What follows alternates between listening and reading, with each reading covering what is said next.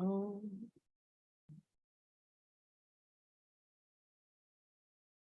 So we are live on YouTube.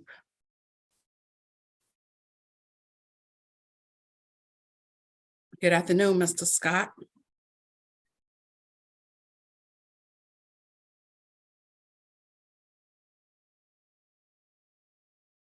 Good afternoon.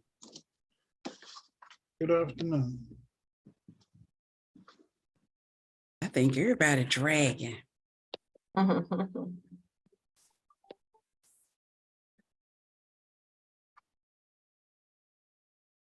don't think we're dragging. We're just playing catch up. Oh, well, welcome to the world. Did you catch up? No, it's an ongoing battle. If you find a way to catch up, you let me know, because I'm gonna share it with Mr. Johnson. We will package it and All all right, become then. very, very wealthy. All right.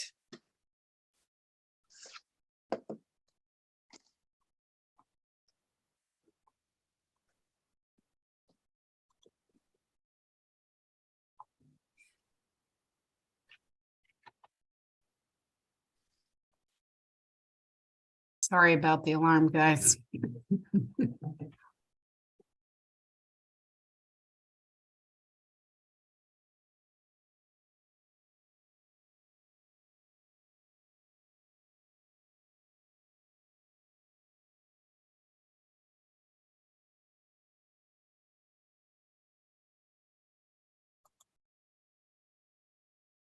Hey, Jenny, could you email me your presentation, please, so I can send it out to the committee?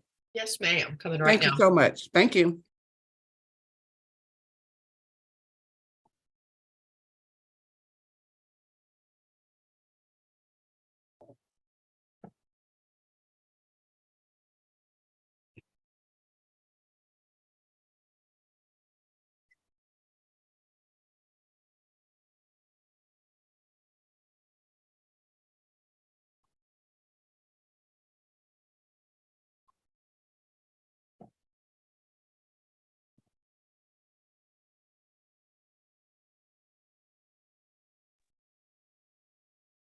We have 3 minutes. I'm going to go ahead and hit the record button.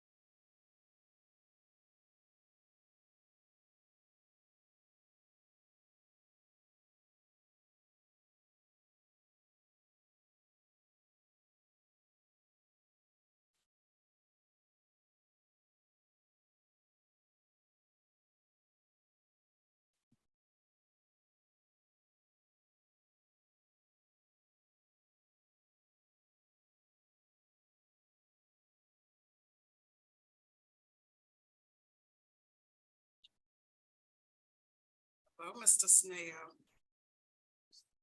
my friend. Good evening. How are you? I'm wonderful, and you?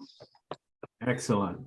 Jarvis, Prince Rivers, Courtney, Venus. This is a good way to check roll. Hello to all. Good evening, everyone. Happy New Year's to all. I know it's February the 2nd, but we haven't seen each other from last year, since last year, shall I say.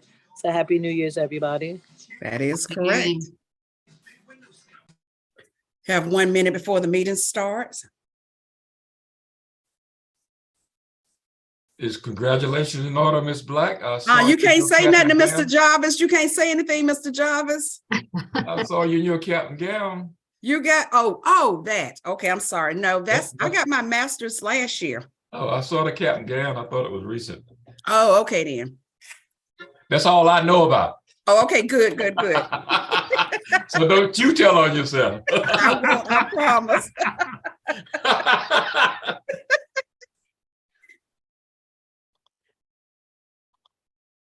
Okay, it's now 6:00.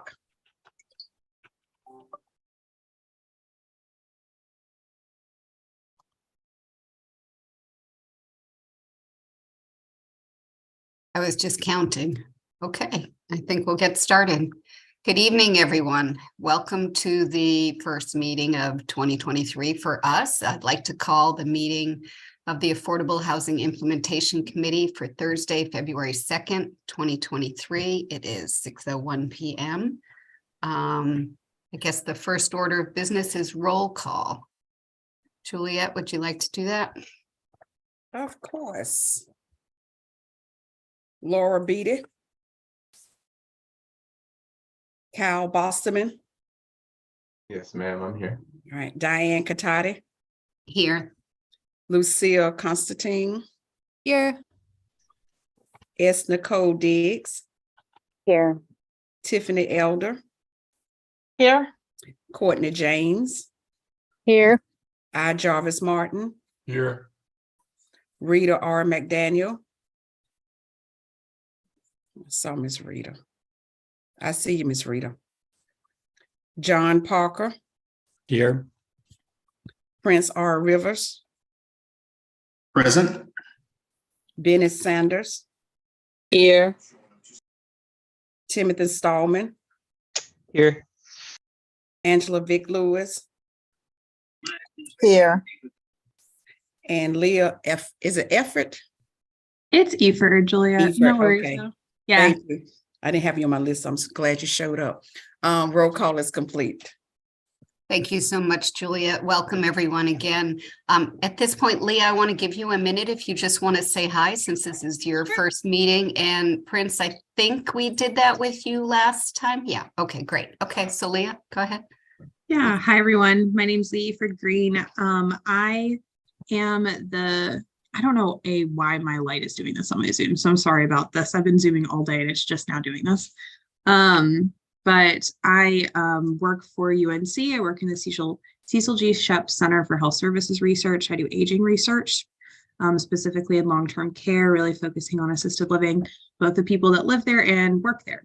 I am the Citizens Advisory Committee representative, so replacing those of you who knew LaVon Barnes. So I'm taking kind of his seat, and I serve as the secretary on the CAC. Great. Well, welcome. We're delighted to have you join us. Thank Thank you. So at this point, I'll quickly review the agenda. Juliet, can you pull that up? Yes, ma'am. Thank you. So we've done welcome and roll call. This is reviewing the agenda. Next, we will approve the minutes from the November 3 meeting. Then we'll get updates from the Durham Housing Authority, as well as from the Community Development Department. We'll hear from Moss and Ross, who is our communications team. We'll hear from John Colleen and DataWorks, and then we'll have a little time for public comments. Okay, Rita's okay. Well, Rita, if you have to log back in, let us know. Sorry, I just noticed that she says she can't hear. Check your audio. Thank you. So at this point, Tiffany, do you want to handle the minutes? Thanks. Sure thing. Per everyone's review of the November 3rd minutes, are there any requested modifications? If not, is there a motion to approve the minutes as written? I'll make the motion. I think you did a great job. We have a second. Second. All in favor? Aye. Aye. Aye. Aye. Aye. Any opposed to approval of the minutes as written? Nay. So moved. Minutes from November 3rd are approved. Great. Thanks, Tiffany. And I see Laura has joined us, so perhaps we can add her to the roll call, Juliet. And so at this point, I'd like to turn it over to Durham Housing Authority staff. Anthony, take it away. Since there are two Anthonys on here, I think Mr. Scott was leaving this up to me to make the presentation today. And for those who may remember my name from last year in my role, but I'll do it again. My name is Anthony Snell. I am the Director of Real Estate Development here at the Housing Authority. And today I have a relatively brief presentation to update for you on progress of some of our projects. Next slide, please. Today, I'll just spend a few moments talking about our DDMP to update you on where we are with the Joyce at JJ Henderson. That's a part of our development at JJ Henderson. As you know, we did the rehab and now we are completing the new construction. It's the Joyce. Update you on where we are at 519 and Liberty, which is also part of our Choice Neighborhood Implementation Grant, and just give you a brief update on where we are with our DDMP Phase 2. Okay, next slide, please. Following slide. Next slide, please.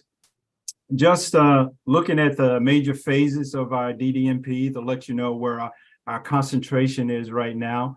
As we look at the map there, our priorities at this point are the 519 East Main and Liberty site, once known as the Odom Towers. We are focused on that site because it's part of our Choice neighborhood. And it's actually the phase that we had underway prior to receiving the Choice Neighborhood Implementation Grant. Fayette Place, which is part of our DDMP2, that's a primary focus. Forest Hill Heights. And then JJ Henderson site, as I mentioned earlier, we have two projects on that site, being the JJ Henderson Rehab, which has been completed. The 177 units, we have completed that rehabilitation. Now our focus is on the 80 new senior units that have come out of the ground. Next slide, please. And talking about the Joyce, some of you may have had a chance to drive by or catch it going up the expressway, but we are very pleased to report that we are reaching completion on that project. At the time I put the slide together, we were probably at 93, 95% completion. The contractor is scheduled to turn the building over to the developer in March, and we are trying to find a date for an April ribbon cutting in which you will be receiving an invitation to, but a lot of progress. And if you know, the campus, we like to refer to this as part of our senior campus, you know, because we have all senior units at JJ Henderson, and this, the new construction is a senior project as well. So we look forward to having you over to visit. If you look at this picture right here, and Juliet, right at the top, top right here, that is one of the most beautiful views back downtown, that 2-bedroom unit, which I think once you have a chance to visit it, when you come on a site, I think it could be a home to a lot of people on this call because of that beautiful view back downtown. Just to give you some idea of the sight line from the building. Very pleasant. Next slide. Here, I want to spend a few minutes talking to you about the phases that are at 519 East Main and Liberty. If you take a look at on the right corner of the property there where you see the numbers 1, that is the Elizabeth Street Apartments. We are happy to report that all of those units, the old Liberty units, have been demolished. We completed that, I believe, at the end of November last year. We were able to demolish all of those units. Right now, we are in the process for the financial closing and the groundbreaking ceremony or the start of construction for this project. We are projecting that we should complete the financial closing somewhere around the first week of March right now. And we are looking for some March dates for the groundbreaking ceremony for the start of construction at the Elizabeth Street Apartments. Again, we will be providing you invitations to join us for this groundbreaking ceremony for the Elizabeth Street Apartments. As we look at the numbers 2 and 3 on this map, that represents Commerce Street Family Site and Commerce Street Seniors, which is actually the first phase of the Choice Neighborhood implementation grant for us. The numbers that you see several numbers there representing the 4, which is actually phase 3, which is phase 2, I'm sorry, and that's the Diller Street Apartments. And then phase 5, which is the Main Street phase. These are the phases that are part of the Choice Neighborhood.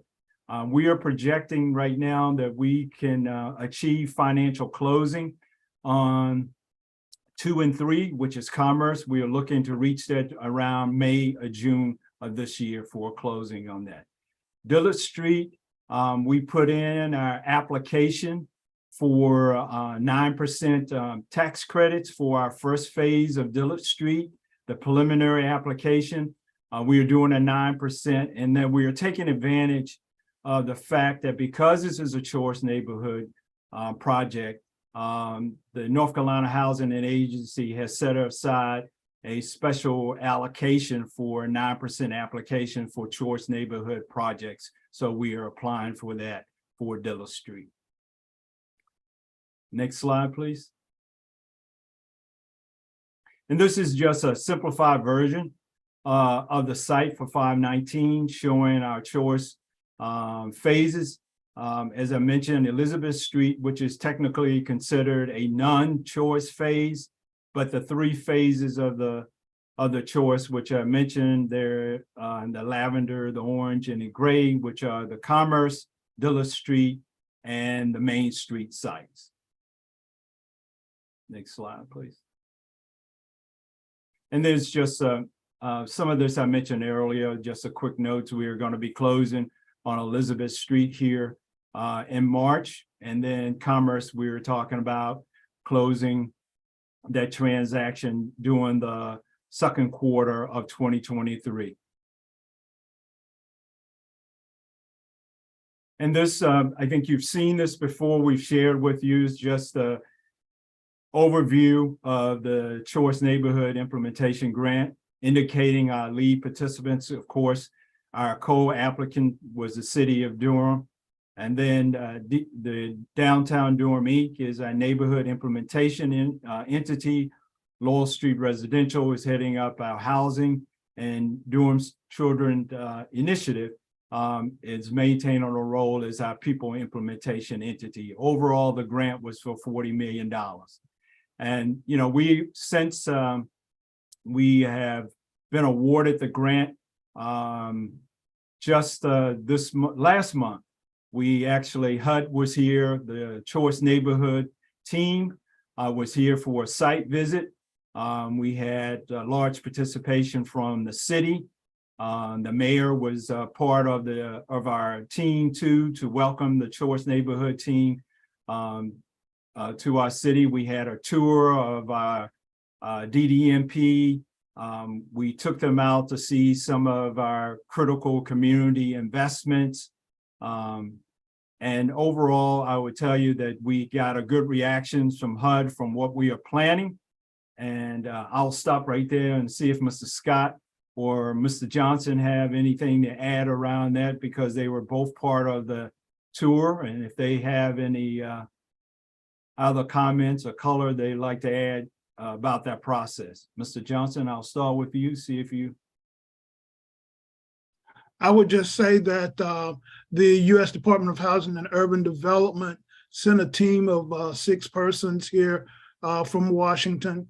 Also, we had the new field office director from HUD Greensboro, as well as the PHA staff, public housing staff out of HUD Greensboro also joined for a day and a half of reviewing the project in detail. And I would have you to know that we made a good first start. They were very pleased with the work that the city has done, along with the Housing Authority and our community partners.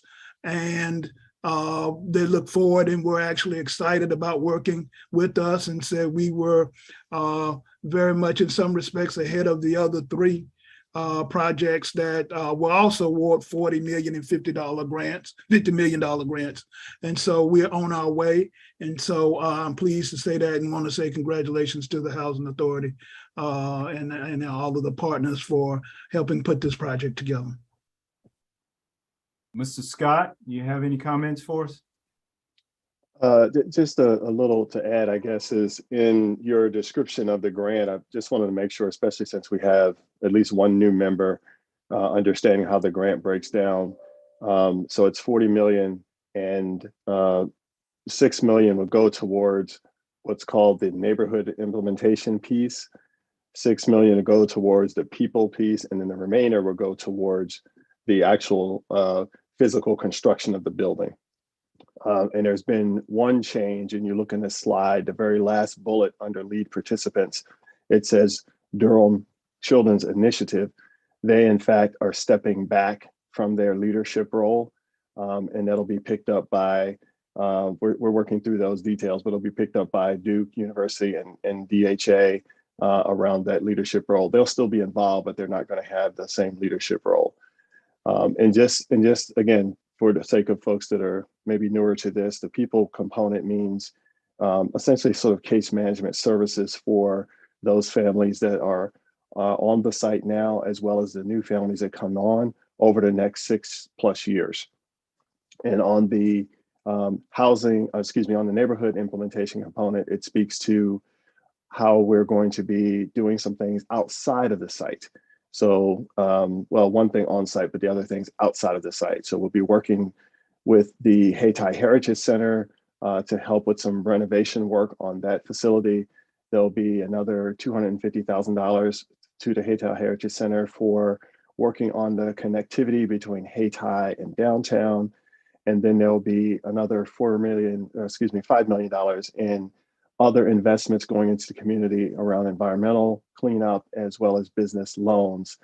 That's the piece that DDI, Downtown Durham Inc., will be leading.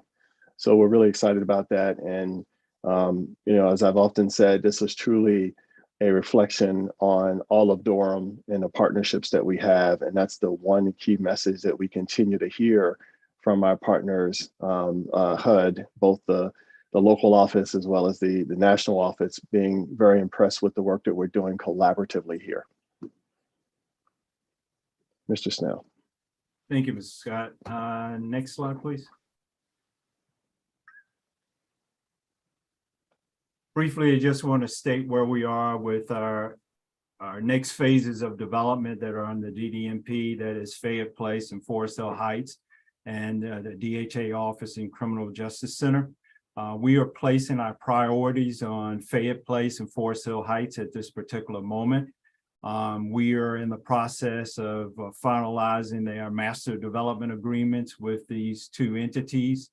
We are proposing, at this point, we will be going before our Board of Commissioners and asking them for actual approval of the master development agreement. And just, I guess, from a technical standpoint, from business terms, the master development agreement sets forth the basic business terms under which the developers and the housing authority are proposing to move forward with the actual plans for those sites, setting aside the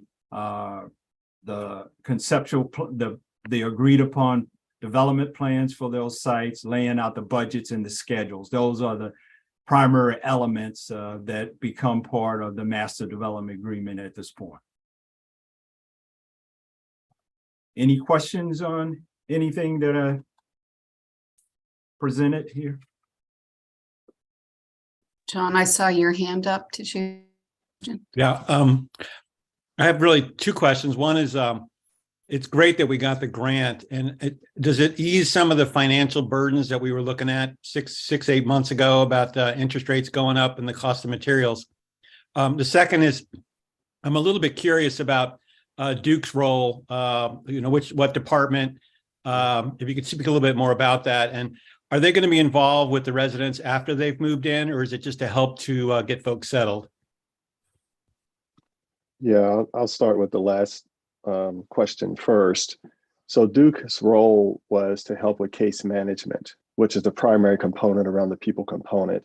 So that was sort of being split between DCI and Duke. Duke was going to focus more on the senior side, DCI more on the family side.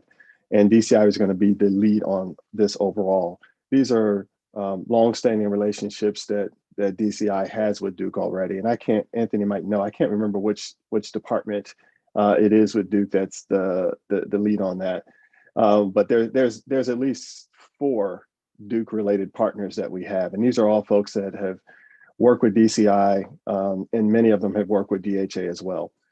They will be working with the residents both now during this transition period, as well as that long-term 6+ year period. And it's primarily the case management, and they have the tools to help us with that.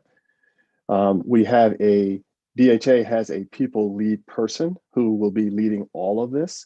And he's been actively involved with, almost embedding himself with our existing families now.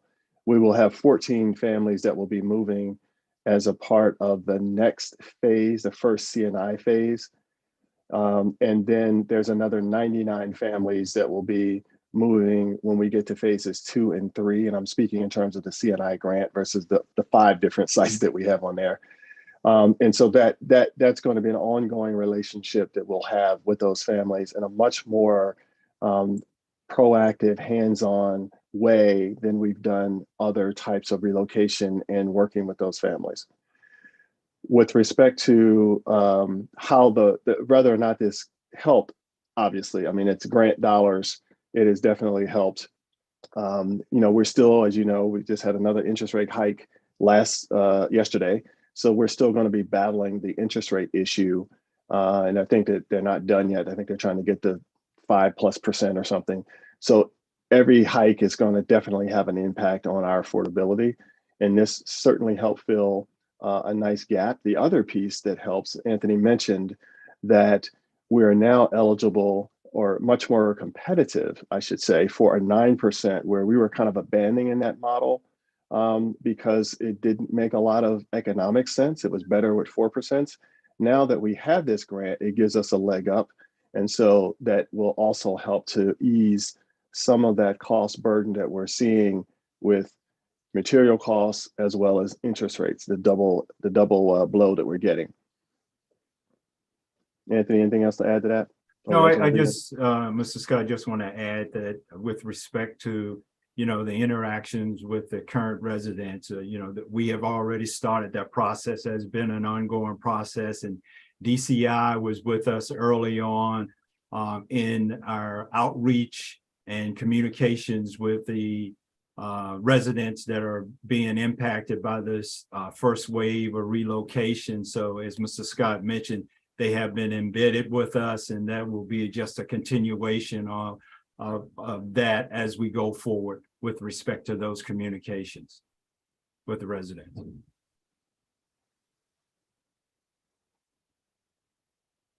Thank you so much. Are there any other questions for either of the Anthonys? John, go ahead and ask that if you don't mind. Absolutely. Yeah, thanks. Apologies for my deteriorating voice. My question is just about for each of those projects. Then first off, thanks for the rundown and the update. For each of those, what's the expected percentage of the projects that's right now currently expected to be subsidized units versus market rate?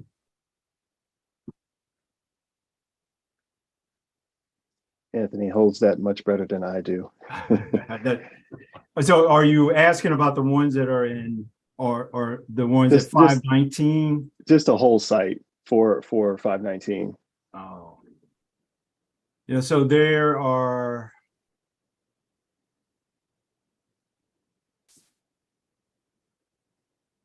I'm forgetting my numbers. There are so many numbers, but let me do this. I will provide that information to Mr. Johnson so he can circulate it to the committee with respect, because we have roughly Just looked at that.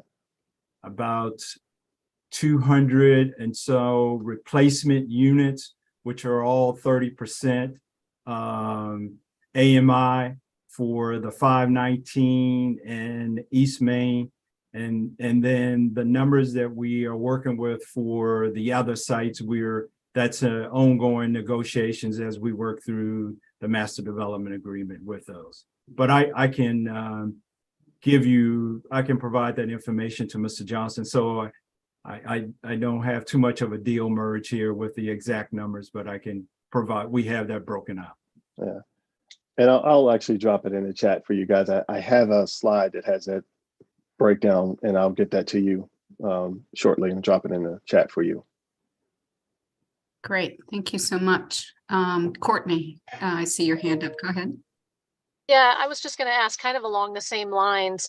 I know you guys live and breathe these numbers all the time, but is there a document that shows each of the projects and the number of units included in those? I know those numbers are sort of all over the place, but I would love it if there was just one place where I could look to see each project and the number of units included in each of those.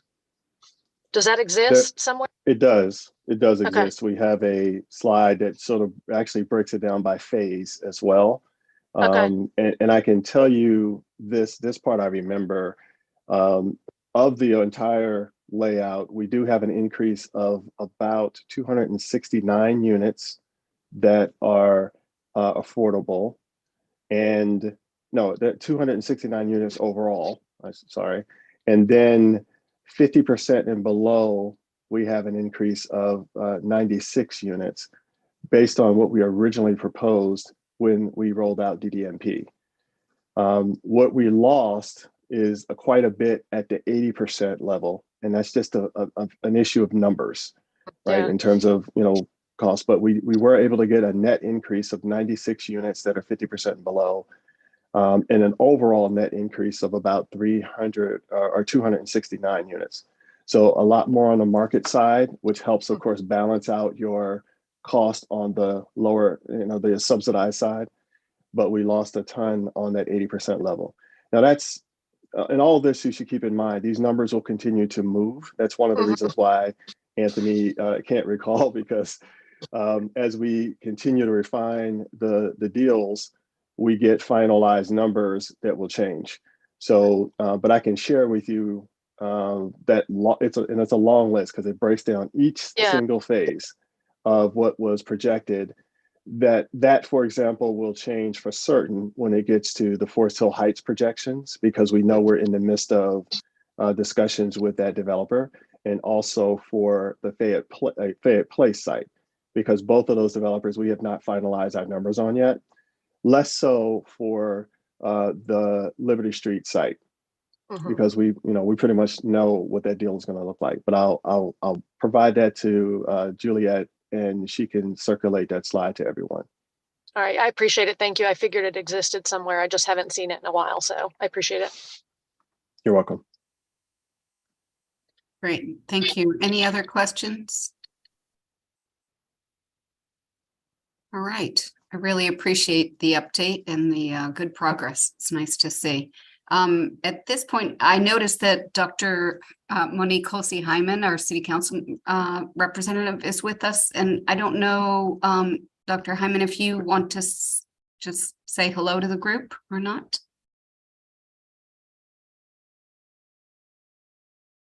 Okay, well, we'll move on at this point then.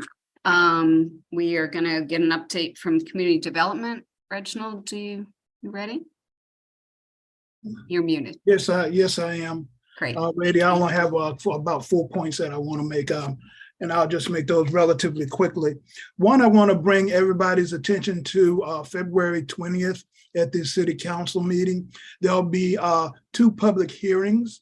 One is on the home investment partnership substantial amendment that has been on for council hearing. And the purpose of that amendment is that we've looked through previous annual action plans going back to FY16, 17, and for those funding that we have not spent, that we will combine those with other annual action plans and home funding, and then reallocate those fundings. A good portion of that will go into multifamily, and a portion of that will go into the Commerce Street that was just mentioned in terms of the purpose of the fund. So basically, we have these unused, unspent buckets of funding for projects that didn't materialize for different reasons over the years, and we're recombining those funding. So that's the purpose of that public hearing. The second public hearing is on the home ARP funds. This is the American Rescue Plan. We received a special allocation of funds from home, and the main focus of this is on those that are homeless and formerly homeless as part of the COVID response. And it's about $4.3 million. And so there's a process that we have to go through in soliciting input from like the Homeless Services Advisory Committee and other groups. And then also hold a public hearing. And so to decide what's the best allocation for those funds. So that public hearing will also be on February the 20th. So I just want, and you should have received emails about that with the information, and the information is on display. The next thing that I want to mention, we are beginning to work on the next financial report on Forever Home Durham, which is due to the manager in March. And I expect to be able to present that to you all at our next meeting. So I just wanted to let you know that we're working on that. And then I'll be working with the co-chairs on drafting a report to the city council. And so we'll be also working on that as well with a target date of after our next meeting. And that's all that I wanted to mention at this session, because we have some other guests that are presenting as well. Thank you so much, Reginald. Any questions from the group? All right, at this point, we will move to Moss and Ross. And Jenny, I believe you're the representative this evening. Yes, hi everyone. Just a reminder, and for those who are new, I'm Jenny Paluski. I work with the consultant team through Moss and Ross. John, appreciated your apology for your voice. I'm going to preface my speaking with the same. I think it'll hold up, but if it doesn't, I forewarned you. I am going to share my screen. It was a really good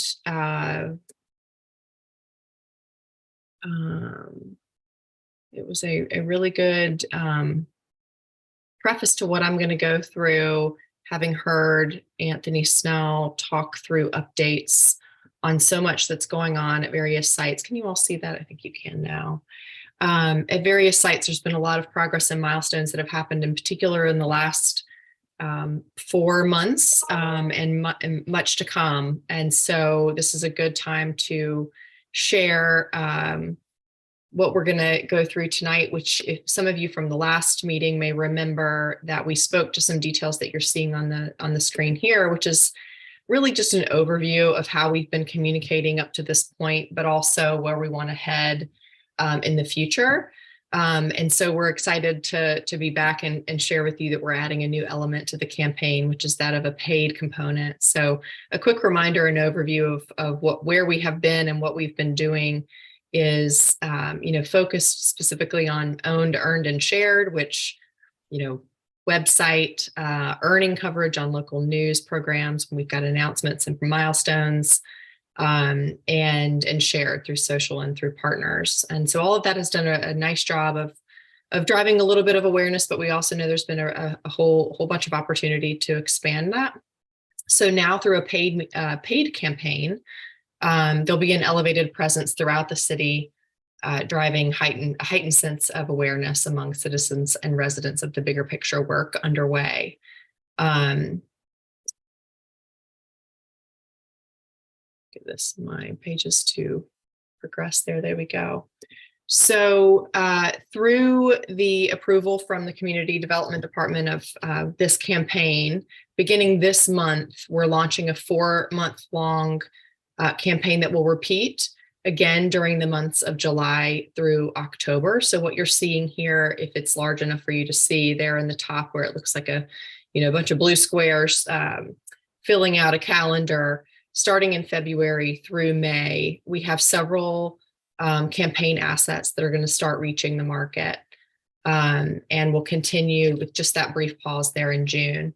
But focusing on out of home, and I'll apologize if I start, I'm trying to avoid marketing and advertising jargon. But for those where I may be over explaining, I apologize to you as well. But out of home, of course, is just anytime we're putting any ads out in the market that you might see outside of your home. So things like billboards, bus stops, bus wraps. In our case, we are going to be doing some bus wraps through Go Durham. And so what you see on the right-hand part of the screen here is that map and routes of the Go Durham bus routes. I'll show you in a minute what we're going to look at, what you will start to see as far as assets and actually creative and messaging that will show up. But in addition to out-of-home, streaming television and digital video and display ads will also fill out the campaign itself. We're going to be targeting adults 18 plus in Durham, and all of it will be with the purpose of driving viewers to foreverhomedurham.com, which we are also going to be doing some updating of the content that is there. So I appreciated the comment from Courtney earlier about wanting a place where you can more easily see total number of units by site. So I did write that down. I'll keep listening if there are other things you want to make sure you've got a go-to spot of where you can find information, because one of the goals is that at foreverhomedurham.com, which is housed on the city website, feature as much as possible, or at least be a hub as a starting point of where you can go, where you can send people to go to find information. They may be directed in other places, but at least there is where they can land to find out a great deal of information, or at least be pointed elsewhere for further detail. So as far as messaging and, really the purpose, which I already spoke to a little bit in terms of awareness and driving traffic to foreverhomedurham.com, in collaboration with the city communications department, we're developing a new video spot, which we're really excited about. We're working really hard to keep, investment or spend on a campaign itself as low as possible, for good reason. And so in collaboration with that group at the city is a really exciting thing that we're actually going to be producing a spot that is specific to the program itself. It will generally overview the work of Forever Home Durham. I've got the script posted here or there at the bottom. I won't read it unless you ask me to, but I know you'll get this presentation after. And that spot itself is set to be complete next month. It will feature photography, and I think hopefully the plan is for some flyover drone footage of prominent sites already complete, or those that are currently in development. You heard Mr. Snell talk to several of those: J.J. Henderson, the Joyce, certainly Willard Street, Liberty Street, 519 East Main, all of those from exterior, but also, and Mr. Snell, when you spoke to this, I certainly I marked it as wanting to raise it here too, because we've talked about the want to actually get in and show, interior shots. Some of these homes and units really are beautiful, wonderful places to live. And so we'd love to, in this campaign, highlight that for those who might, not be the ones living there, but kind of, have a little bit better sense of what we mean when we say we're providing affordable homes, people who want to, a place where someone wants to call home through this program. So bus graphics, online ads will, like I said, be a part of this, but I did also want to call there on the right of this screen is physical site signage. So of course, this is really unpaid. I'm talking most about paid campaign, but not only will we have what you see on the right, this isn't the exact digital graphic that will start showing up through new sites or other things through our targeting, audience targeting, but this specifically what you're looking at here is a site sign that we are looking to, or we are developing and will have placed at some of these sites as well. So people, as they're driving by, will have these, real prominent signs, display boards posted where there is current work underway, just to draw additional attention and awareness of what's happening and how it's happening.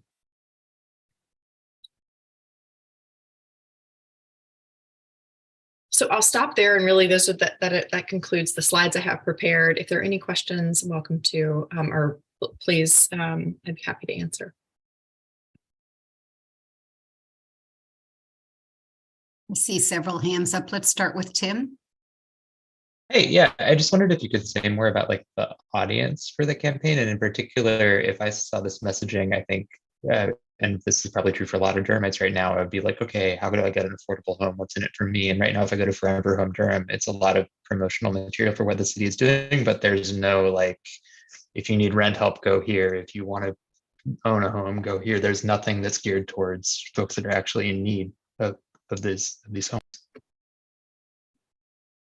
Yes, thank you, Tim. That's a good question. We've talked a lot about this. One of the things we are trying to be very intentional and mindful of in the language is that Forever Home Durham is not set up to provide that specific service. So we are targeting here an awareness goal of reaching really voters, residents, not necessarily people who are of any certain income bracket or looking specifically to take advantage of the program. It is more so for general awareness of all citizens living in Durham who might have supported the bond, might need to support future investments, or just be curious as to what the city is doing. Within Forever Home Durham, though, there is a resources tab, which when you land there on that home landing page, that should be prominently featured. And within that resources tab, there's means for where you can go, through other partners and available resources, find what you, find that opportunity to get further information or have some assistance. But that is not part of the program itself. We don't have anyone on staff who actually can handle any of those inquiries or provide that immediate service. So it is not a goal of this campaign to reach potential residents that way. Thank you both. John, go ahead. I have two questions again. One concerns that our last gathering, we made an inquiry about the metrics, about how many folks are currently going to visit the website. And I'd be curious to know if you've also kind of set, some kind of parameters or goals for what you're hoping to do in the campaign. Excuse me. The second kind of query I have is just that we are trying to tell part of Forever Home Durham. It's a great tagline, and to follow up with what Tim was saying a little bit, we're making a difference in people's lives, and to be able to tell the story that your bond money, the taxes, and the revenues that are being generated for our community is impacting people's lives. And I just hope that you can include some testimonials, even if we have to pay some folks a per diem to be on camera, that we can follow along and show that we're actually making a difference for people. It's all fine and good to have drone shots and interior shots, but what we're really talking about is people. Yeah, definitely, John. So your first question as far as metrics, and John, I apologize because I remember your question about website traffic. I do not have that figure right here in front of me, but we do have it, and it is going to be part of the benchmark set to make sure that we're, tracking increase of traffic sent. So we'll follow up and make sure we get that to you. At the end of the first 4-month campaign flight, we'll also have all of those metrics. And I say at the end, we'll be measuring them as we go. There's a portion of a matter of weeks to a month that it needs to run for it to really have much meaning. So at various points throughout the first flight, we'll be pulling those, and we can sort of pull levers and make sure that it's performing well. And you probably remember I said there's going to be a pause in June and then a second flight. So certainly before any second flight, having this committee see those results, and then and we're giving us the ability to tweak or assess will happen naturally within the campaign.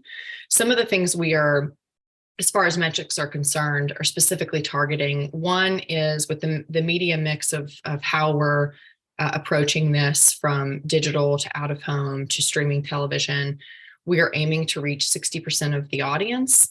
And by that, I mean of adults 18 plus in Durham, which is really are the only parameters that we've put around this. We want to reach at least 60% of them, and we want to hit them 6 times.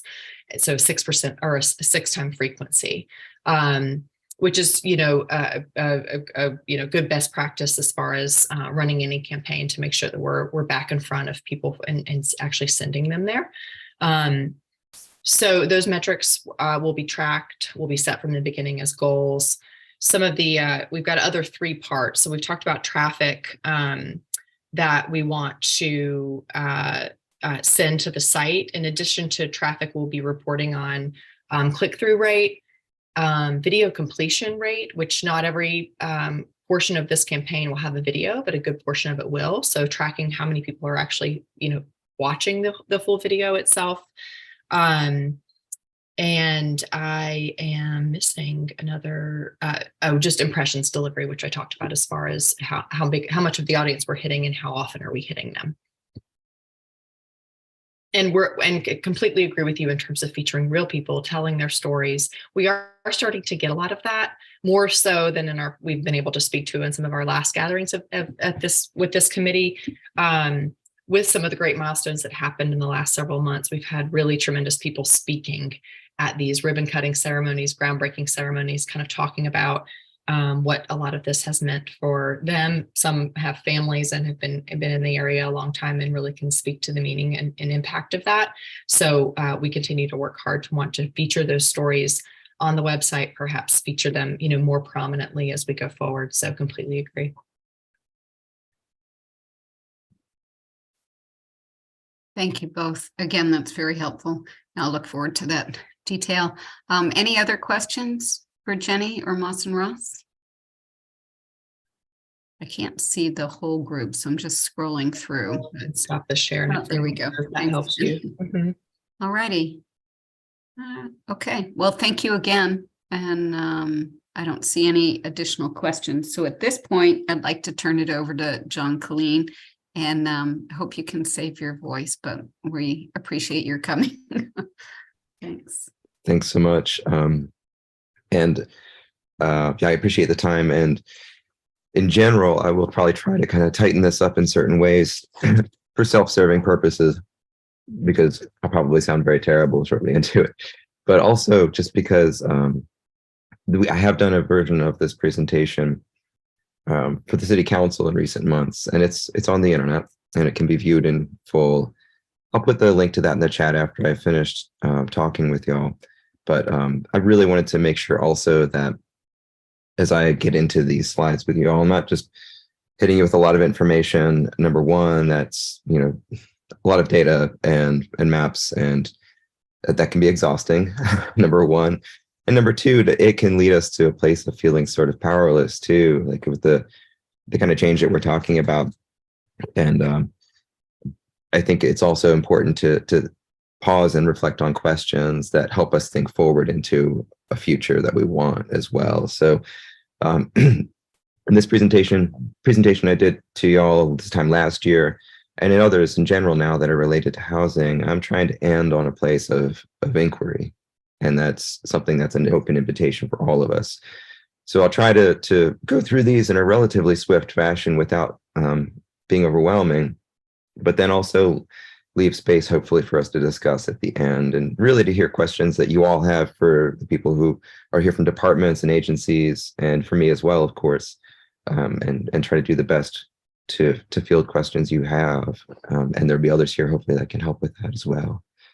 So to begin with, this is a series of slides that comes out of a lot of community work over the last 10 years, really, that I've been involved in related to community groups and city and county agencies and neighborhood associations and so on that have been involved in housing work, concerned about housing work, or living in housing situations that we're trying to improve. Next slide, if you don't mind. Just a little bit about me and where DataWorks comes from and all this.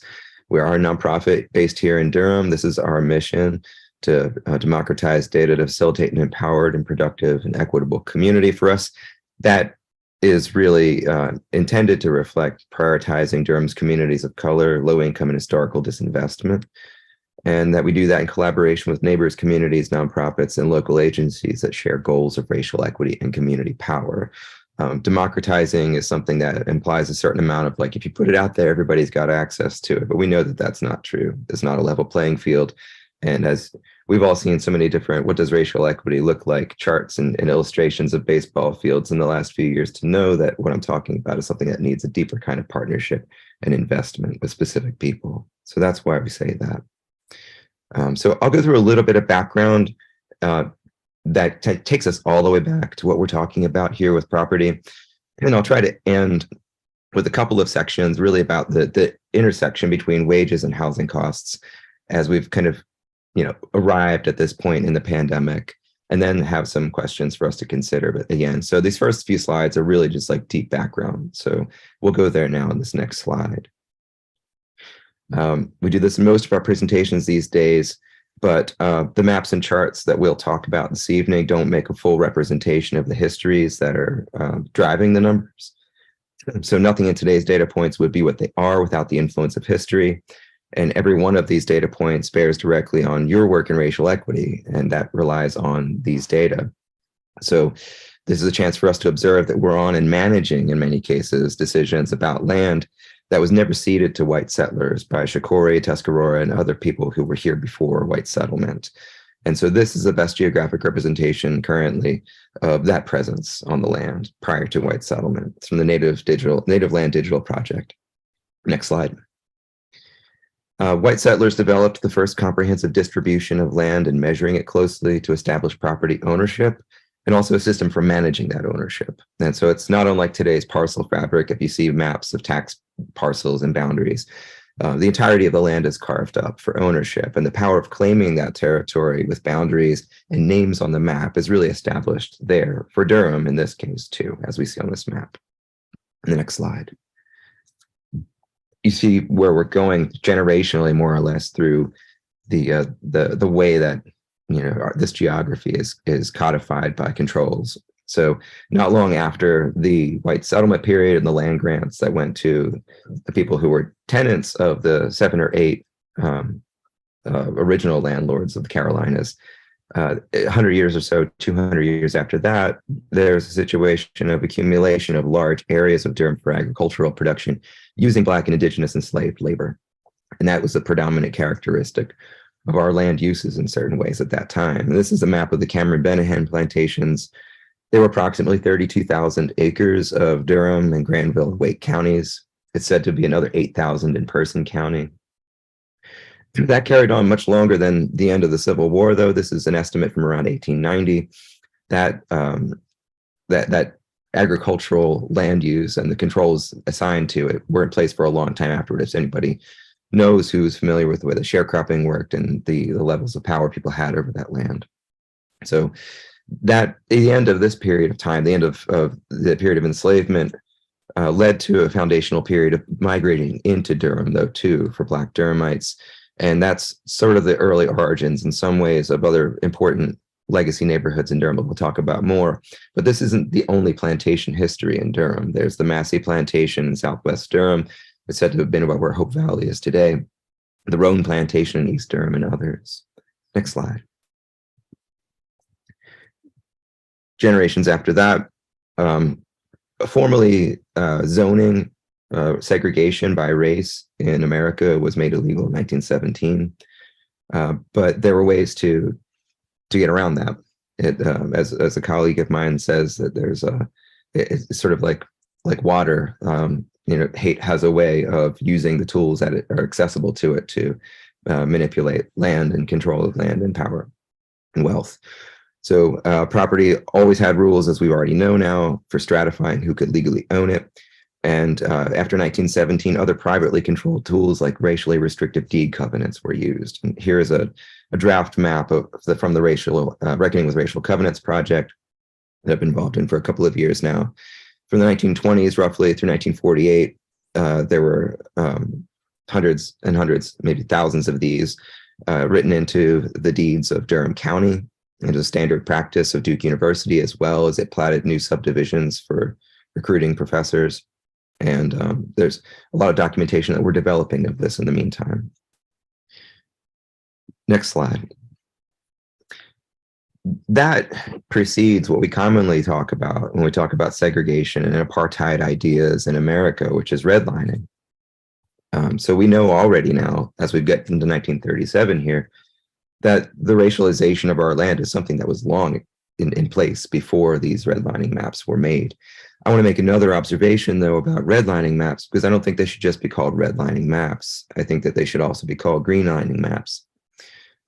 These used data to lock generations of Black and other racial and ethnic minority groups out of lending, but they were also used to protect and prioritize those resources for white and upper class neighborhoods at the same time with the same map. And I think to look at one side of this is potentially to reproduce anti-Black narratives. The other side of it is to ignore where power is actually being transacted with a map. And that's one of the things that we still have to reckon with. Next slide. A generation after redlining and greenlining was established, city projects nationwide doubled down on that work again, literally bulldozing Black neighborhoods with federal money. This is a very data intensive process, incidentally. This is a moment of responsibility for me too, as somebody who's a data professional, involved in urban planning and involved in communicating with people about data and its power and the presumptions of its power. We can't assume that it is agnostic or in some way not capable of harm. Certainly, this is an illustration of that. You can look at the Durham County Urban Renewal Archive to see exactly how data intensive this process was, of really describing what was blighted, what didn't have enough rent potential, and then making the case for demolishing it. And then, of course, building a highway through the space too. What you can see here are images from Bull City 150, the beautiful exhibit that's still online, Uneven Ground. I encourage you to check it out. The image on the right is from 1972 when dismantling Hayti was nearing its completion. And you can see that not only were the houses razed, but also the entire road network is recreated. So it just speaks to the level of control and devastation that happened in that site, in that neighborhood. That's sort of a flashpoint in our history that we still have. Next slide. Coming forward into history to where we are now more, I want to just name a few things. Again, a lot of bullet points on a slide. A lot of us will remember these bullet points, though, and they also help us understand how we got to this moment where we're at right now in a key way, too, in a lot of key ways. So things that we all remember, probably the fight to save Crest Street from the end of the freeway construction on the west end of town. The Master Tobacco Settlement, which really ended tobacco production in the United States in a major way. The expansion of global free trade with the North American Free Trade Agreement in 1994, and how that industries like textiles that we relied on heavily for our manufacturing workforce left America. Demolition of Few Gardens and Fayetteville Street projects. Again, the devastation of like long-standing communities in this city. And then just something I like to think of now and again, because it speaks of potential to me in a certain way, is that we used eminent domain to acquire the property that we built the jail on in the courthouse downtown. That's something to think of for later. The Southwest Central Durham Quality of Life project, that's a foundational piece of our community development and community building over the last couple of decades. A lot of investment from the city, Northeast Central Durham, Southside redevelopment, 751 South. I put a flag in that one because it was sort of something we probably in the planning department will never forget. And it speaks to the role the legislature plays in our imagination about what we can and can't do. All of those deserve hours of discussion each, but I put a flag in them so we can have them in our memory. The next slide, please. Planning Durham's gentrification. I think this is a way of saying as well here now that it takes a long time for change like this to really happen. It doesn't happen because suddenly we were in Atlantic Monthly or the New York Times said something about eating here. It's because of decades of investment that we've made Durham as it is right now, and a lot of investment. So here's some examples. And it was never just an easy thing to do either. So the one example is the 1990 public vote against the baseball stadium as a bond referendum item. And then the city council chose to invest in it anyway via another investment strategy. That was a choice that was very difficult to make. And there was community dissent about what to do about the baseball stadium. One thing. Creation of Downtown Durham Inc. to catalyze investment in downtown. That's another thing that we talk about often, is like the way that downtown has driven our image and driven our visibility and our desirability in a lot of ways. We invested heavily in that. And in the late 1990s, the planning department actually decommissioned its small area planning division. And that was in an interview with director at the time, Steve Medlin, from 2008. And that was to be more responsive to the needs of the developer community. And they realized that was somewhat short-sighted, even in 2008. Today there's a lot of community mobilization to have small area controls and neighborhood controls in key ways, like in Walltown and Bragtown. But there's not infrastructure municipally to really support that in some ways right now. That started back in the 90s. In the early 2000s, American Tobacco was like a landmark piece of our trajectory. And I think it's obvious. These are all obvious probably. And then the Downtown Innovation District, which is just in the past decade as well. Next slide. So that's a lot and too fast. And I apologize for that, but I think that those are all really important things for us to remember. Like, we can't just think about a numerical change like you see on this slide, and that's the whole story. It's not a teardrop compared to the whole story.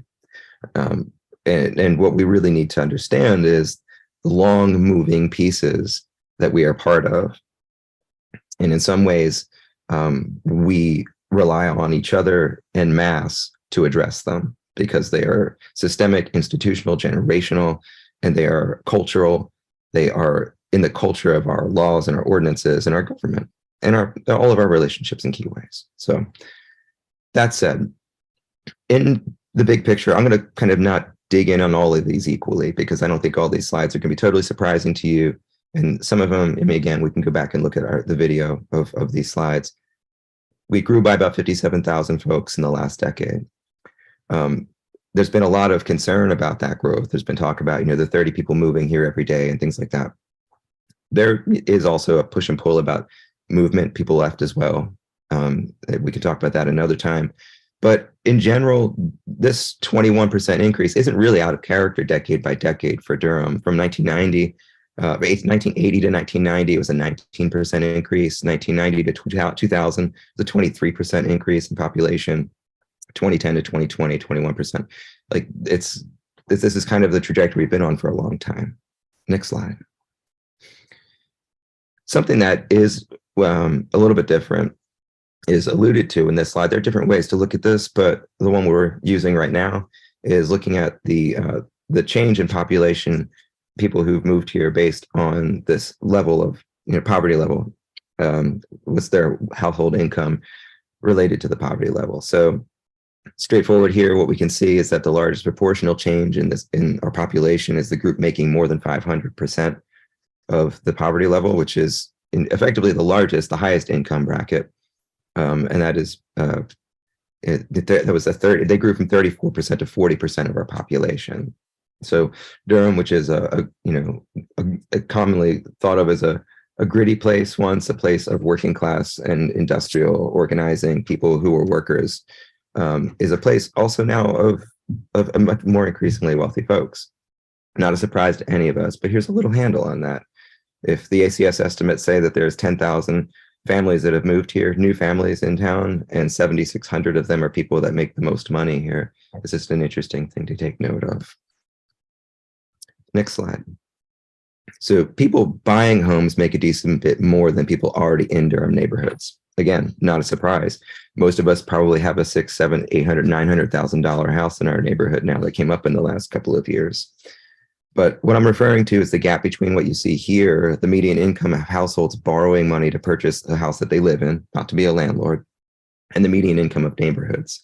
So you can see here that over the last decade plus, 15 years or so, that there has been overall an increase in the median household income for home buyers, but it's also a very stratified increase, just like it started.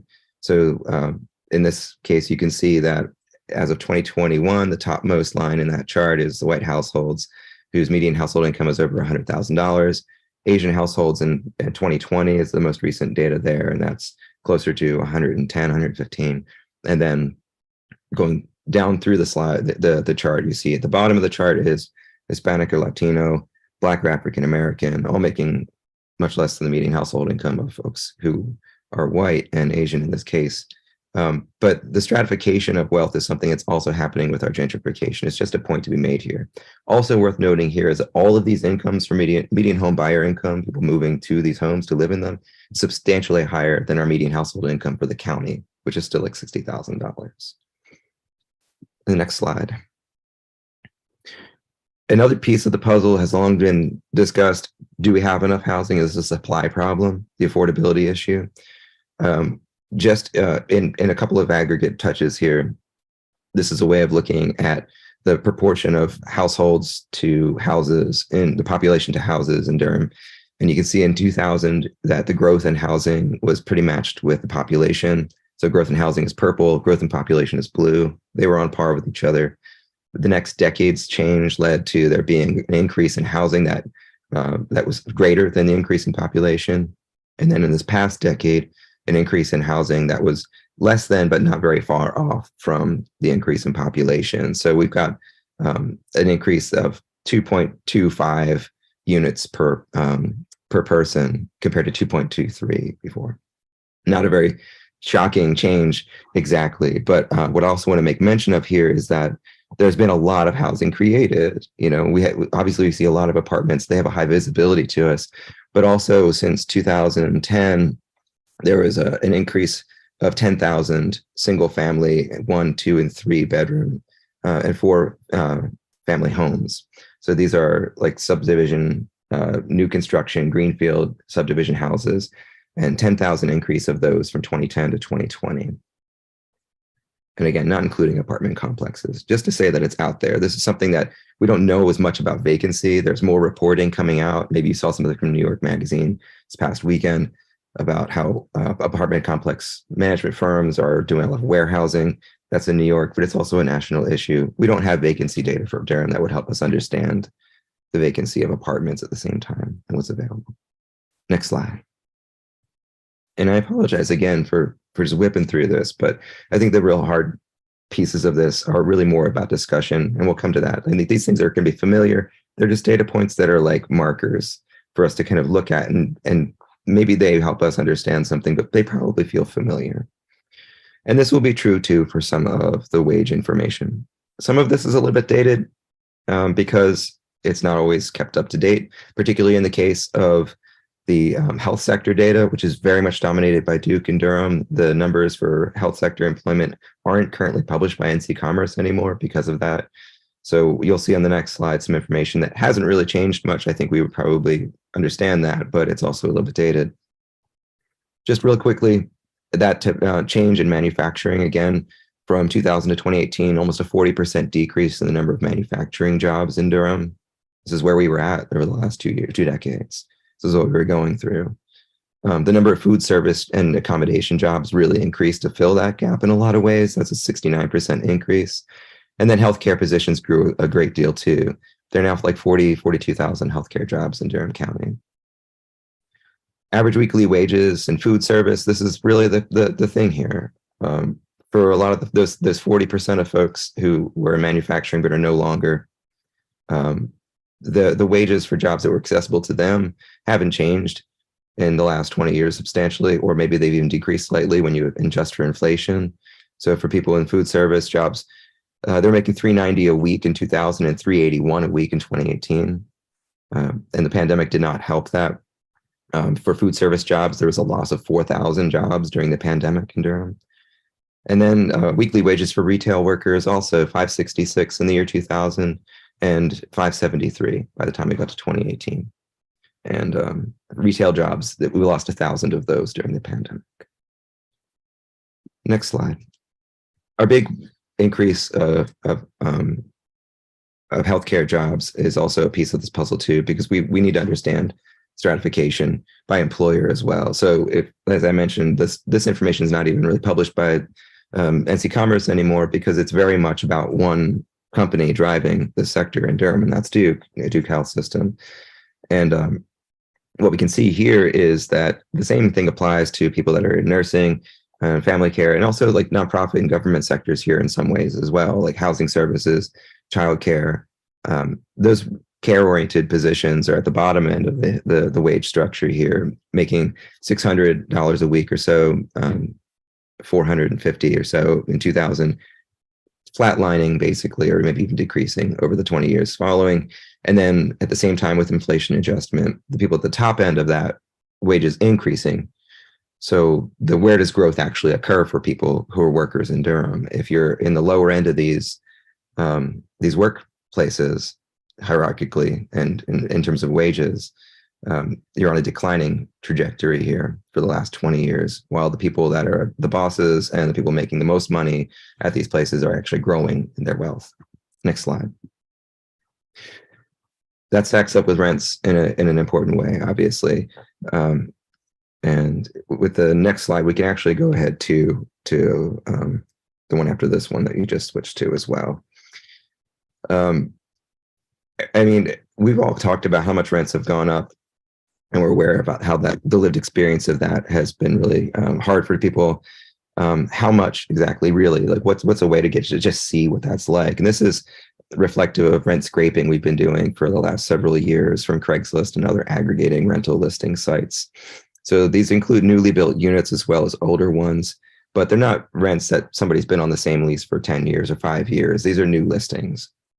So the chart shows the median cost of housing broken up by the number of bedrooms in the house. No, I'm actually sorry. This is actually the median for all listings month by month, and starting in 2017. And you can see over those years leading up to March of 2020, the level of change that was happening. It was fairly small, but substantial probably within the context of those years. We knew rents were increasing. We talked about this in 2018 and 19. Like, look at what's happening to the median rent of a studio. It's increasing really quickly.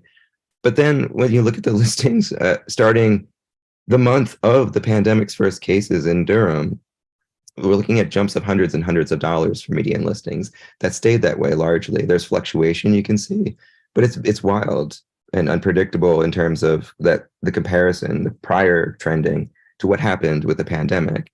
And this is just say, I think, largely just that there is not a there's no access to these leases for people who we just talked about for the last few slides, people who are living with those wages that haven't changed, and folks who don't have more wealth accessible to them. A lot of people lost a lot of their wealth over the last few years, especially, again, 4,000 jobs in food service, 1,000 jobs in retail gone.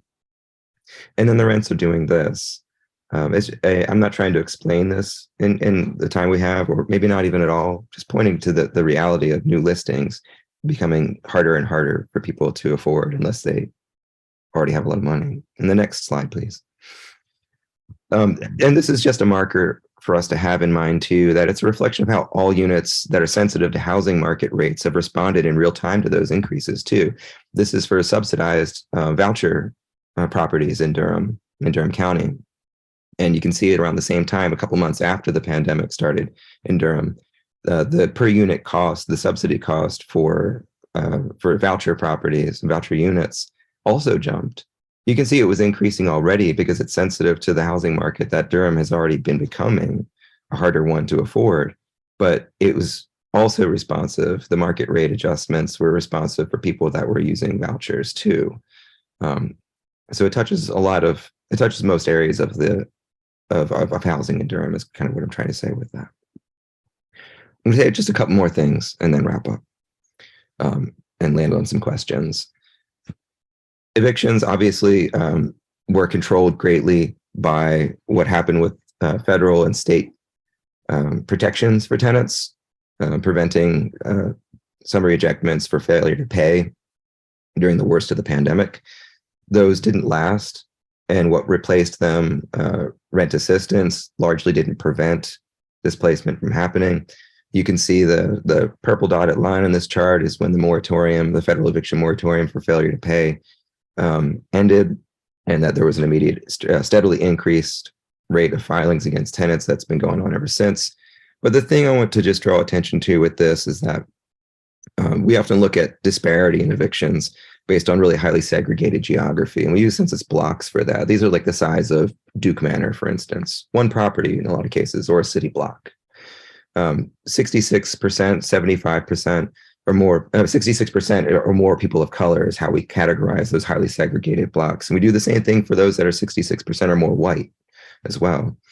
And in a given month, between 65 and 75% of evictions happen in those areas. You can see those most predominantly Black, Indigenous, people of color block groups. And that's been true for as long as evictions have been measurable in Durham for the last 20 plus years, going all the way back to 2019 here. And even in the worst of the pandemic, there was still a disparity in who got evicted. And that's persisting today as well. So the blue line across the bottom of that chart is the census blocks that are predominantly white people. And the green one is predominantly people of color, Black, Indigenous, people of color. And I just want to draw attention to the fact that the red line in the middle is the most integrated communities, but it's not to say that it's just to say, I think actually literally that segregation is as a feature of evictions as well. And that this is one marker of saying exactly what we already know anecdotally from Human Relations Commission work, from research that's been done by Jane's Place in New Orleans and by the Mars Survey in Milwaukee by Matt Desmond, that evictions predominantly or disparately target Black residents and particularly Black women and those with children. And we'll be doing more research on this soon. What rents need to be in Durham is 2 slides ahead, if you don't mind. I'm going to change to rents briefly. What do we actually need rents to be in Durham? So next slide, and then the slide after that, if you don't mind. This comes from work with Walltown and from Bragtown as well. We've done this same assessment of what rents would be affordable for people making the median household income or proportions of the median household income in those neighborhoods, not the Durham Chapel Hill AMI. So this is a couple of years old here. The area median income now is $95,000 for Durham and Chapel Hill. This should be updated to reflect that. So my apologies for this, but the same story holds that if the median household income in let's say in Durham County is actually $60,000, $58,000 in this chart, or in Bragtown it's $33,000, we're starting from a very different place. And so to say that 60% of area median income being $51,000 producing an affordable rent, one that's a third of somebody's income, is $1,200 or $1,300 a month. That's wildly unattainable to somebody who would really be spending $500 a month to be at 30% of their income. And this is the first of a couple of points to say, we need to really figure out what the realm is of people, what they can actually pay, and not what the percentage of a standard is that's already skewed very high. And if we're responsive to who lives here right now and what their housing needs are, we would stay in that space a little bit more if we could, right? So that's an aspiration I think I'd like to offer for everybody to think about. How do we think about those folks, let's say, that are making 30% of the median income in Bragtown, 50% and 60% in Bragtown? How do we get rents that are $500 a month? And think about that price point in a certain way. Next slide. We talk a lot about the demand and the supply issues, right? Like there's so many people moving here and they're so wealthy. They're coming from all these places and they have these high expectations. Like this planning director said in 2008, like we need to change how we do planning to be responsive to the expectations of these newcomers. But what we also have is the story of how many people that are looking for homes right now in Durham. And so this is just a simple chart that shows you the most current inspection scores for housing authority properties. The largest of which in McDougall Terrace, Oxford Manor. They're there to look at Cornwallis, 49, 33, 31. Lots of people are trying to get into these units, not just those ones, of course, they're trying to get into the ones we heard about earlier in this meeting too, right? As of when I presented this to City Council back in October, there were almost 3,500 people on the waiting list for DHA units, acknowledging that some of those are duplicates with the people that are the 8,000 or so that are seeking choice vouchers. But that's an 11,000 person list that are looking for $200 a month rents. The average rents, and Mr. Scott is still here, Mr. Snell can say too what the current average rents are for DHA tenants, but it's been in the 200, 220 realm for several years, if I'm not mistaken. And this 11,000 people trying to get $200 a month for their rent. and that's verifiable. That's part of that's what their income allows. So we think a lot about producing the housing for millionaires, and there are people championing that. We need more housing for millionaires. But I think to approach this from a moral perspective, if I might, as a data professional, suggest something like that to y'all, we might think about the 11,000 people right here who need $200 a month rents, and we don't want to lose them in our community. So next slide is where I'm going to end with y'all. I'm just going to put a couple of thoughts out here. It's more than a couple, and I promise not to take longer than I think I might take, but you might need to shepherd hook me to get me off the stage. What are more appropriate standards for affordability than those we rely on? Like that Metro AMI, that's $95,000, for instance, and the things that are set from there, the rents that are home rents, again, which we saw the way that the vouchers follow market rates, and the federal poverty standards. What can we do to really understand what affordability should look like as a price point, and for what people, what workers in Durham, what people in Durham? And these are questions I want you all to take them on if you feel inclined to. Take these questions and keep them. Bring them to your meetings. How can the city utilize existing rent control and property acquisition tools? There are 3 ways we can do rent control in North Carolina. It's in the general statute. One of our city attorneys recently talked about this in a city council session. We can put that link in the chat too. It's when the city owns, or a municipal agency or the county agency owns the property, they can put rent control in place. 2, if they subsidize some of those units, they can make them rent controlled. 3, if CDBG money is used for their development. Totally in the clear, according to general statute of North Carolina. So rent control is possible. You hear every day that it's not, it is. Another tool, obviously it's prohibitively expensive for the municipality and for the county to build housing. We know these costs are continuing to skyrocket. We heard it again in Mr. Scott's presentation, Mr. Snell's presentation. It's crippling to try to deal with those costs. But there are other tools to acquire property. I alluded to how we acquire property to build the jail downtown. That's housing in a way that we don't want to call it housing, and it's not appropriate to in the same way. But I think if we're aspirational and imaginary in a certain way about what we do to acquire property, we might also think about how we acquire housing that already exists in certain ways for public benefit. That's what eminent domain exists for.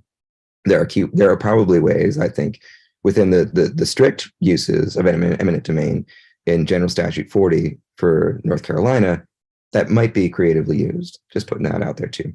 Who owns rental housing now, and who should own rental housing? There's a ton of community interest in more community control. We see it very, very clear with things like the Walltown Community Association's work about North Cape Mall. And we see it also with the Inner River tenants and what their expectations are for being treated fairly and having a new structure of ownership created for where they live. There's a lot of community interest in what community control over housing should look like. And we have institutions like DCLT in this town that are expert in this and do it well, and also can give us that image of what other versions of ownership look like that are not harmful to us and not exploitative.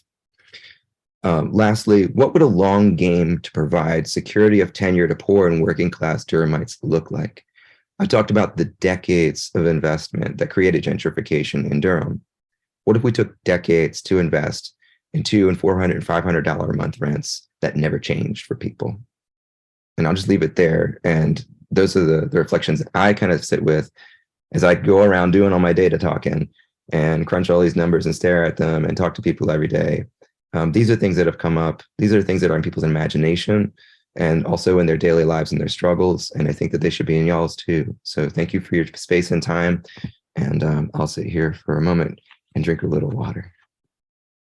Thank you so much, John. Let me see if there are questions out there. Nicole, I saw that you had your hand up earlier. Did you have a question? Yeah, John, that was very informative. I thank you for that. I have never heard all of that information in one setting, so that was very enjoyable to hear. When we got to the Durham County eviction filing, I saw a significant dip. Sorry, take a screenshot. A significant dip in April of 2022 for BIPOC individuals who experience evictions. And I did a quick Google search, and the eviction moratorium didn't start until September. So do you have any information about what caused that significant drop in evictions during that time? Dr. Diggs, if I'm getting that correctly, what you're talking about is like March of 2022 through July of 2022 or so. Is that right? That significant drop that happened? Yeah, it sort of plateaus at a lower level there for a few months. You know, I don't have a direct explanation for that actually, but traditionally that is not a high point in the calendar of evictions. And I see there's also another comment in the chat here too. Just to really quickly refer to seasonal fluctuations that have always existed with high points in January and in August. Seasonal employment has something to do with that too, but practices of not filing or not processing at the court during holidays sometimes shows up in that. But I think I would also yield to some of what Tim seems to be saying in the chat here too, because besides those, I don't have a great explanation for that. Okay. Tim, would you like to say anything more about that while you're thinking of it? Well, I don't have the exact dates on it, but I know that there was a time period during the early pandemic when the courts were largely closed. And I don't know whether that meant they were hearing eviction cases. I know it was defined as non-essential, and I think they were just not hearing a large number of civil cases. So it may be that in addition to what John is saying, there was just kind of the process just kind of paused for a few months there. Okay. All right. Thank you. Yeah, sure. And the other thing just to put out there too is we haven't really been able to point to an effect in some ways yet, but there were the rental assistance programs, which were substantial, like $6-7 million at a time, getting pushed out in quick succession of folks. And I will say that that last round of 6.5 or 7 million that legal aid managed was January 12 through February or so, or maybe early March 2022. Not to say that that's driving that sustained dip in filings against Black and Indigenous people of color tenants, but that is timed right after that big push for that rental assistance round. Okay. Thank you. Venice, go to you next. Yes, I would just like to say to John, what an excellent presentation you just presented to all of us. Me, myself, I've been here for 12 years almost, and the rent has doubled. And I am one of those single, just don't call it like it is, poor Black woman who can't afford the $1,900 rent here that is for a 1-bedroom. I left that on Long Island, New York, where the rent was maybe $1,800 for a 2-bedroom or a 1-bedroom. I went from mortgaging a home on Long Island to coming here to North Carolina and almost paying the same amount that I was paying in New York. I belong to an organization called National Domestic Workers Alliance, where we represent women like myself who are domestic workers, maybe work in a healthcare field. And they are angry because they don't have anywhere to go and they can't afford the rent that's here. Some may be not eligible for housing choice vouchers or are on a waiting list. My parents are looking to move here in another year or two. They can afford with their Social Security and their retirement check. They're worth about $10,000 a month. They can afford the high rent or to buy a home. But what about the people who have been here for years, or those who came down before the rent had became substantially high, or the people that are moving from up north, south to let their money stretch a little bit longer? They don't want to pay that high cost of living in New York. They want to enjoy their retirement, which I don't blame them.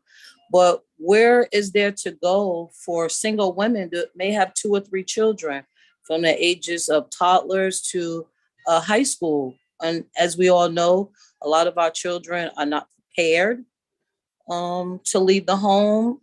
They can, if mom can't afford $1,800 rent, I know my 25-year-old can't afford $1,800 rent. So what does Durham in the future, whether it's next week or a year from now, what is the answers do they have? So I can even take back to women in an organization that ask me these questions on a daily basis. You know, what is Durham going to do for them? So Thank you I so just much for wanted to sharing that. ask that question. And also, John, you spoke everything that I wanted to say and others have said to me and asked me as well. Thank you so much. Thank you, Venus. Kyle, you're next. Thank you. John, thanks for that presentation. The data was, there was a lot there. But I'm gonna start it off. I got a question. So it seems as if most of those data points are fiscal policy kind of dictated. So at that point in time when that all occurred, the basis for the monetary basis has changed so drastically over that period of time that it's almost as if we did a reverse stock split in a way. So us, as far as an organization or a committee, what could we really do to address those problems? The first principle problems being a fiscal problem.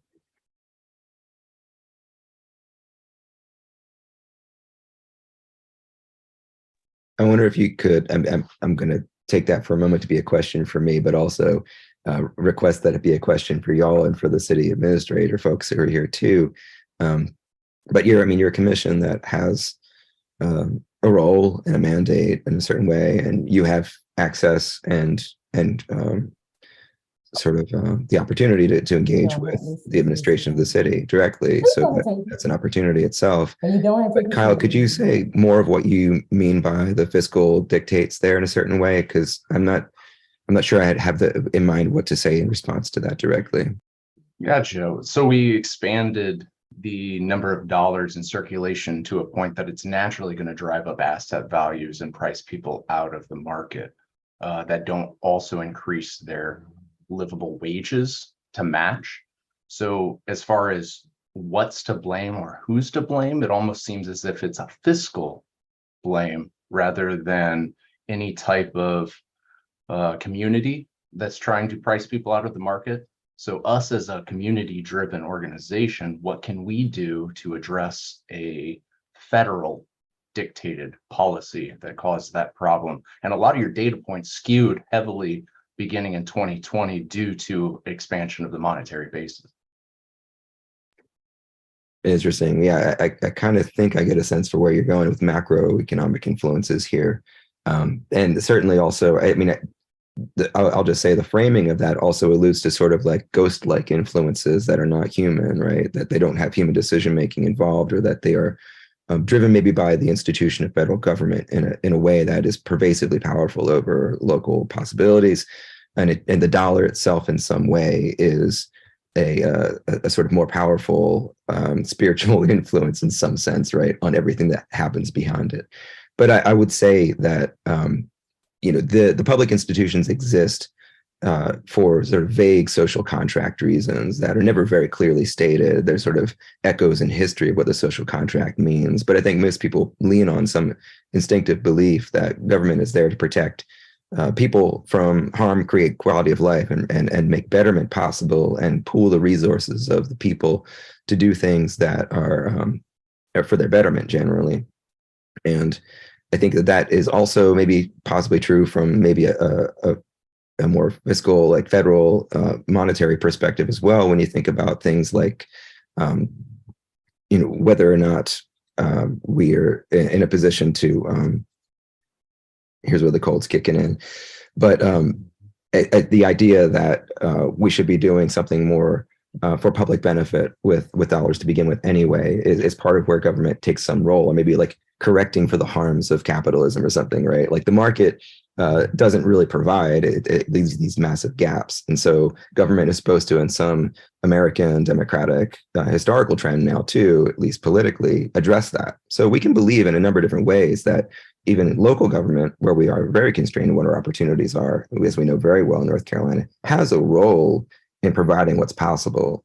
And I think if we're going to just accept the fact that, or take as a fact, that fiscal policy and international investment trends and business practices, most specifically, are the main drivers of our quality of life and our opportunities, I think that that is a quick sell out of all of our possibility in a certain way that isn't exactly true. Because again, if this is about the business practices of those investment firms that are doing wonderfully with that change in the value of the dollar, you know, that is an extractive policy, an extractive process, extractive business practices.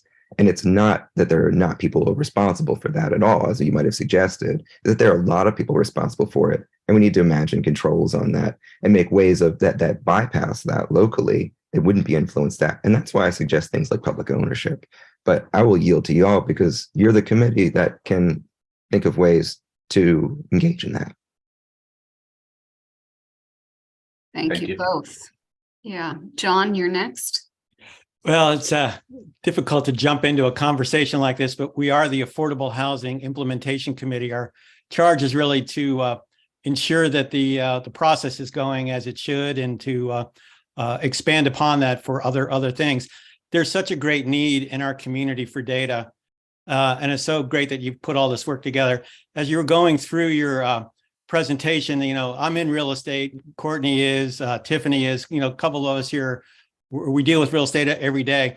You know, there are things that you can't put in statistics, like with the rents going up. You know, you may find more and more that the housing formation is no longer a couple. You know, it might be two couples. There's certain families, that other intergenerational things that are going on and that type of things, that it's difficult to kind of put all that into boil it all down into statistics. However, our community, we have one of the lowest rates of home ownership of municipalities in our state. We have among the highest eviction rates in our state. I'd like to see us have like a blueprint or a kind of a state of status of housing in Durham report that could be made available, where you can take a look at the statistics on a yearly basis or bi-yearly basis, that, you know, there are certain things that are given that we can kind of track it and make it available for policymakers and for our community. I have a rental house that when I got married, I kept my house that I had it. And I tell my tenants, listen, now, when you sign a lease with me, I will never raise the rent. And, you know, there are things that we can do that don't involve government policy, but that we may be able to do as a community, you know, with leadership and with, you know, other people taking short of regulations. But I think the need for data is so critical, and I really applaud the work that you've done. That's all, John. Thanks. Thank you, John. We have, well, 12 to 15 guests with us as well, beyond the committee members. And Alice Sharp just said, thank you for an excellent presentation. And then Councilwoman Deidreana Freeman asked, how can we as city leaders and or residents best support your work with DataWorks? John, your thoughts? You are. Thank you so much. And thank you, Councilmember Freeman. And it's, you know, obviously our role is at DataWorks is to provide these sort of framed discussions, and that they reflect, the mandate for us is that they reflect reality as lived by people who are our neighbors. And again, people who've been most impacted by the systems that we have. So to the question of what y'all can do to support this work, I mean, I think the most important thing to do is to keep it with you and use it. You know, what I'm going to do next actually is put in the chat the link to those slides. Anybody can look at those and look at the notes that I spoke from and use that. Take that with you, you know, talk to people. Don't lose sight of it. You know, I think there are also opportunities that we need to keep up with too. Like a year ago, this is an example, I think for Councilmember Freeman, especially to you know, keep in front as far like a goal or something that's like there to participate in too. Because there's a subcommittee set aside for the city council to talk about tenant bill of rights. That was really expedited by work that Councilmember Freeman was part of too, to really bring a proposed tenants bill of rights through practical, very possible ordinances that pass through the state, the filter of the state statutes. One that was even on the books already in Charlotte, where if there was an open code enforcement case on a unit, tenant didn't have to pay rent. You know, the whole thing about this now is that if you got to pay rent, like if you fail to pay rent once, it's on you. Not so in Charlotte if there's a code enforcement case. So that would make a big difference. And so some of that tenant's Bill of Rights work is really, it got to a point where there was a committee set up to dig in on that and try to adopt those things ostensibly. And it's not met that I know of in the last year since it was created. So like we have opportunities here. Like this committee also could be part of that network of what do we fiercely need to imagine better for the future. We're losing it. You know, the South Side, St. Teresa area, in the last decade, a 37% decrease in Black families. You know, we're not in a place where we have time. We can't afford that. You know, we couldn't afford it 10 years ago. So I think that we have to be brave. We have to fight. We have to be creative and daydream together, but then not just dream. Like it's time to really to do some things that are brave. So I love the warmth and the expression of support for DataWorks. And for us, it's all about supporting the people in this town that are just trying to work and hang on and deserve like the comfort of all of what everybody else has too, and deserve to stay here and be part of the culture of this town that they created, their families built. And again, like I will stop with the statistics about the Black displacement in Durham over the last decade, but you heard an important one.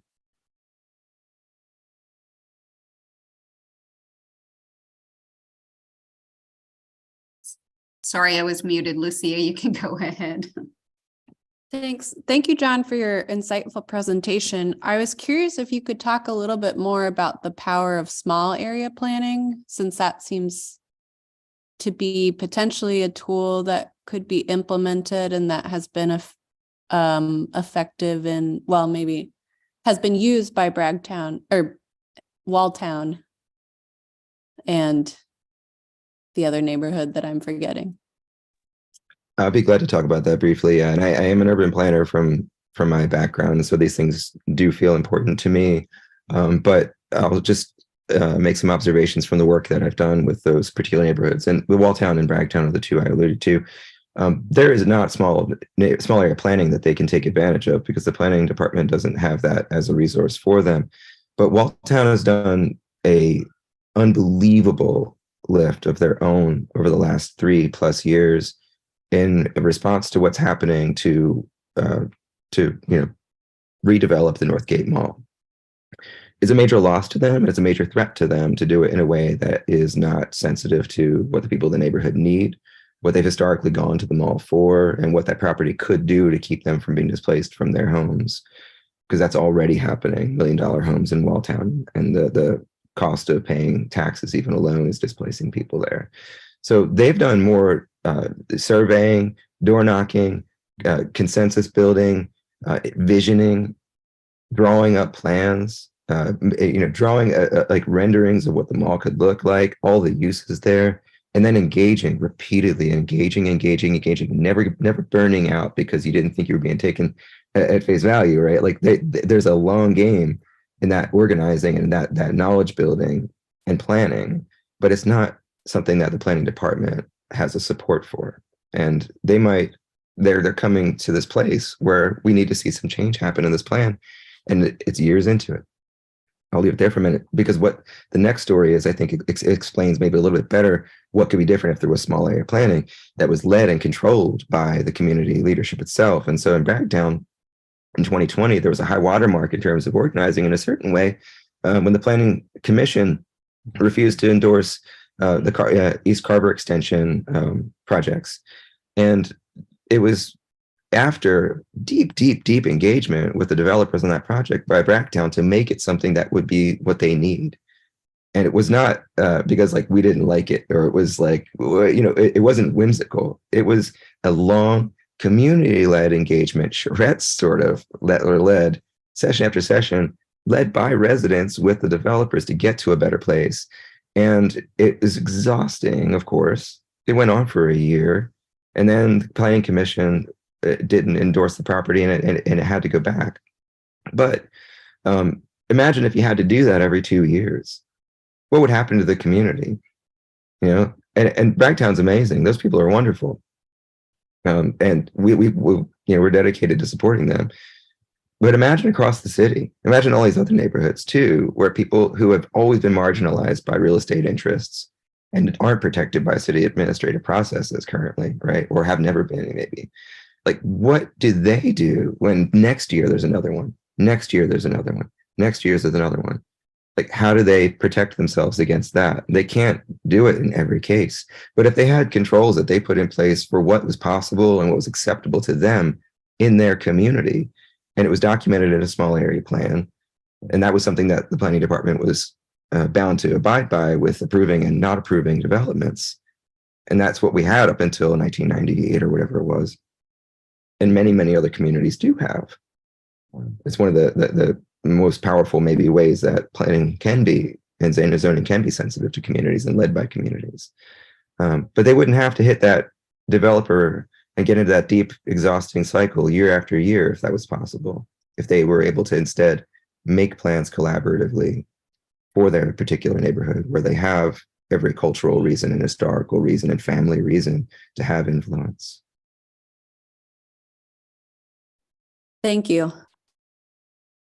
John, I want to thank you for an excellent presentation and giving us lots to think about and discuss. And I hope you feel better soon and recover from this. And cold, I was going to say, sorry. At this point, we are going to move to public comments. And Juliet, if you can let people in, and Larissa will let you go first. I did see your question in the chat. So thanks again, John.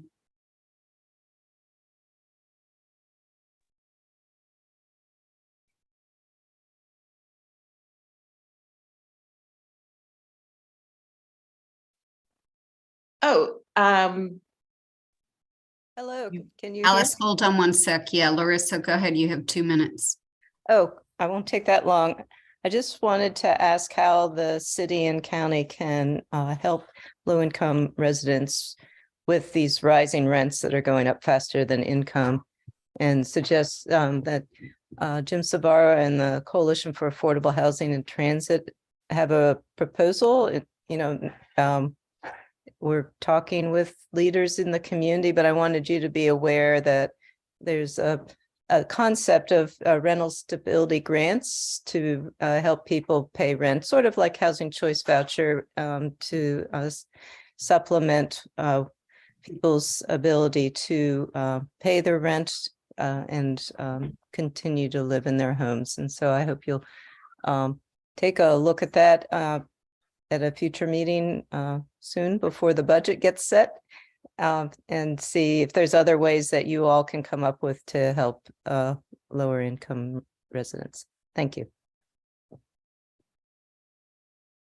Thank you, Larissa. Reginald, I see you're unmuted. Did you want to comment? Or? No, I don't have anything to add right now. Okay, thank you. So next I see Albert Avery again. For committee members or anyone else that wants to speak, please just use the raise your hand icon in the bottom. So Albert, you have 2 minutes. Go ahead. Yeah. Thank you. I just wanted to mention a couple of things that we worked closely with the emergency funds. In total, that was around 16 million during that time frame. And while probably the majority of that did go for rentals and arrears, it went for utilities and some other things, but that program, combined both with the city and the county, for those few months, there was around, like I said, around $16 million out of the city allotment that they received, and that's all been allocated, and it included also some additional effort beyond ERAP to assist DHA as well. So that probably accounted for some of that downturn in evictions for that moment in time. But again, those were one-time programs.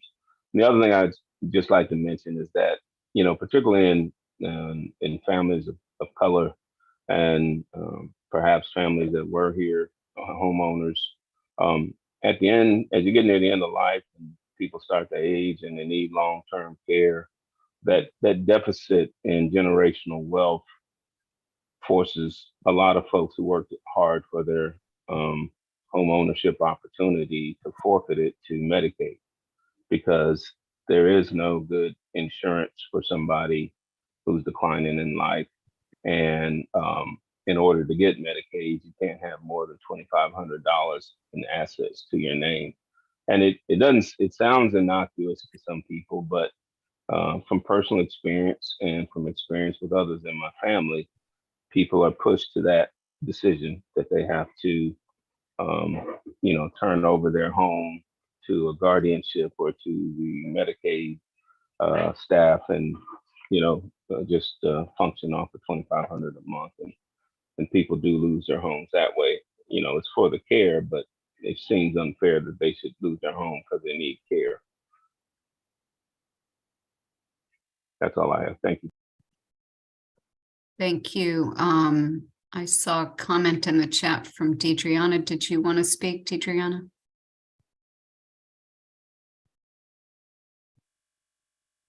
Okay, and sorry, I'm trying to do two at the same time. I just had questions. I know that Ms. Seibel is very active in the affordable housing community, and the suggestion that she made and following a recommendation from the Affordable Housing and Transportation Committee sounds appealing on the surface, but I have a concern that I was trying to raise with the question specific to, we are using tax dollars to pay rents or what have you. That's just really shifting tax dollars to the property owner and not really applying to the person who is, or supporting the person in that situation. I would really rather see something more like a stipend and like an expanded guaranteed income kind of conversation that actually allows folks to use the dollars however they need. And I would love to have more conversation around what their recommendation is and how it could really be shifted to address the root of it. And so that was just mainly the comment more than a question. thank you, Deidreana. Are there any other questions or comments?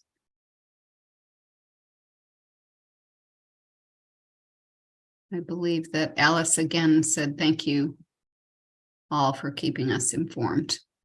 Okay.